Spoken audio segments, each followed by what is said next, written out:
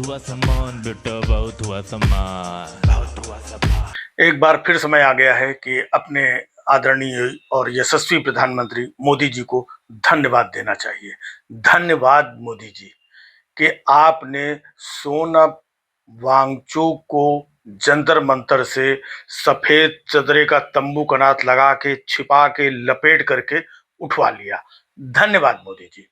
अब सोचिए 20 दिन से वो वहां पर भूखे प्यासे पड़े हुए थे, लेकिन मोदी जी को छोड़ करके किसी को ये चिंता नहीं थी कि वो 20 दिन से भूखे हैं। अब भाई जो कुछ भी हुआ है तो मोदी जी के आदेश से ही हुआ होगा। मोदी जी को क्या है कि कोई भी देश में भूखा रहे वो उनसे बर्दाश्त नहीं होता है। अब देखो इस देश के नागरिकों को 5-5 किलो राशन कब से बांट रहे हैं। पहले तो ये था कि कोविड है, परेशानी, इसके लिए बांट रहे हैं। फिर बाद में चुनाव आ गए, इसके लिए बांटने लगे। बाद में फिर दूसरे चुनाव आ गए, उसके लिए बांटते रहे। बाद में बोले कि बांटते रहो, देते रहो, देते रहो, कोई देश में भूखा ना रहे।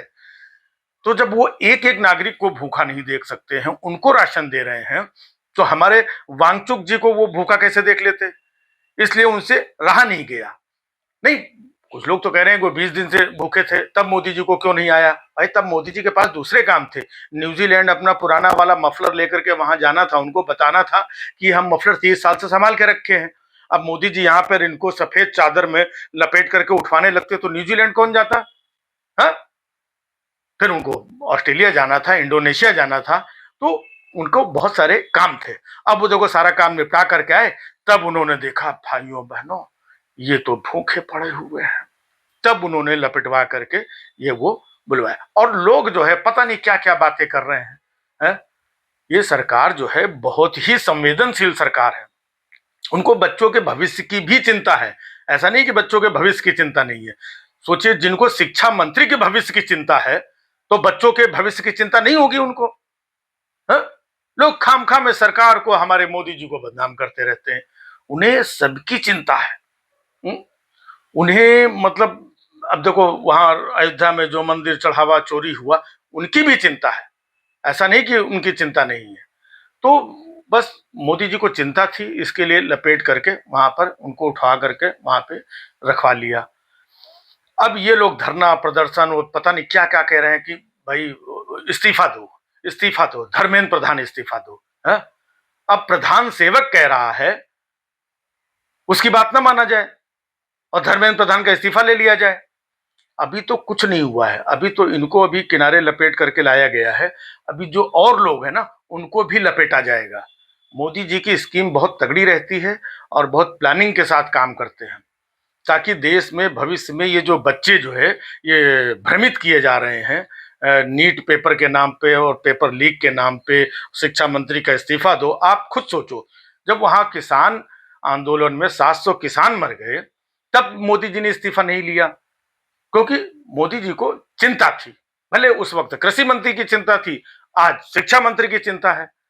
तो मोदी जी को सबकी चिंता रहती है। आज देखो वांगचुक जी की उनको चिंता हो गई कि बेचारे भूखे प्यासे हैं, एकदम ऐसे पड़े हुए थे, उनको उठवा लिया, लपेट करके वहां पे जहां कहीं भी डाल दिया।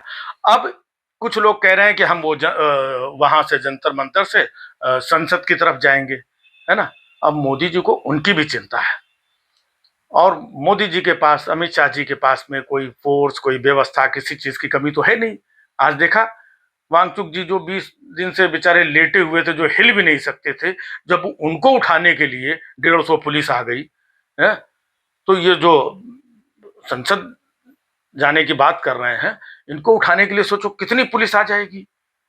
मोदी जी नहीं चाहते हैं कि ये लोग पैदल चलें, इनके पैरों में दर्द हो, इनके मन में कोई दुर्भाव उत्पन्न हो। इसलिए मोदी जी की अपनी व्यवस्था तगड़ी है। तुम लोग संसद जाके दिखाओ तो। हम्म शिक्षा व्यवस्था अच्छी नहीं है, नीट का पेपर लीक हो गया, इतने बच्चों ने सुसाइड कर लिया, ये सब तुम लोगों की चिंता है? ये सब मोदी जी का विषय है। उनके विषय को भ्रमित करने के लिए जो भी काम करेगा वो देशद्रोही कहलाएगा, गद्दार कहलाएगा। और देखो कुछ लोग तो वांगचुक जी को कह रहे हैं, है ना, कि ये तो चाइना के एजेंट हैं, ये विपक्षियों के कठपुतली हैं, और इनको विदेशों से कहां कहां से फंडिंग हो रही। भाई साहब ये बातें बताइए। ये अंधभक्त लोग तमाम चीजें कह रहे हैं कि चाइना के एजेंट थे। अब भाई साहब अगर वांगचुक जी, अच्छा हुआ ना कि वो अनशन पे बैठे, तभी तो अंधभक्तों को मालूम हुआ, नहीं तो बेचारे घर में बैठे हुए थे। वो है ना, चाइना का एजेंट अपने घर में छिप छिपा के बैठा हुआ था, देश विरोधी, और जो विदेशों से पैसा वैसा लेता है, देश विरोधी हरकतें कर रहा था, चुपचाप घर में बैठा हुआ था। है?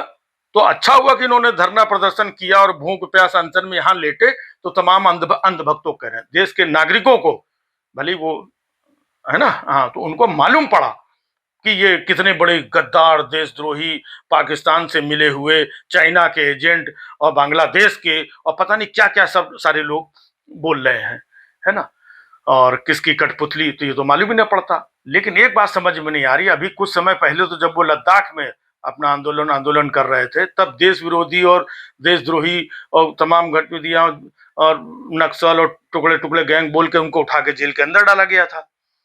हाँ, और उसके बाद सरकार ने ही इनको निकाल लिया बाहर। अब सरकार ने निकाला, फिर ये आकर के वहां बैठ गए। तो सरकार ईमानदारी से अपना काम कर रही, सरकार ने इनको जेल से निकाला, सरकार ने इनको अनशन के स्थल से निकाला, अब सरकार फिर अब कहीं से उनको निकालेगी और कहीं चीजें, तो सरकार अपना काम कर रही है। लेकिन ये अंधभक्तों कह रहे हैं, देश के सम्मानित नागरिकों को ये सोचना चाहिए, ये आंदोलन और ये भूख हड़ताल, ये अनशन वांगचुक के खिलाफ लोगों को करनी चाहिए कि इतना बड़ा देशद्रोही, इतना बड़ा गद्दार, चीन का एजेंट और पाकिस्तान से मिला हुआ, बांग्लादेश से मिला हुआ, खुलेआम घूम रहा था, तो ये तो सरकार ने उनको मतलब उकसाया, इसलिए पेपर लीक करवाया, इसलिए सरकार ने ही बोला होगा कि इनका इस्तीफा मांगो, तब ताकि वांगचुक को लद्दाख से खींच करके दिल्ली लाया जा सके, है ना।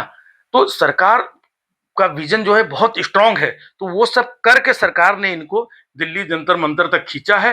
अब ये पकड़ में आया है, देशद्रोही, चाइना का गद्दार, मिला हुआ एजेंट और विदेशी फंडिंग से पलने वाले लोग, छोड़ा नहीं जाएगा तुम्हें। हाँ, आओ तो तुम संसद में मार्च करोगे, इस्तीफा मांगोगे, प्रधान जी का मतलब प्रधान सेवक का नहीं, हाँ, वो जो भी प्रधान जी हैं, लेकिन है तो प्रधान सेवक के ही आदमी।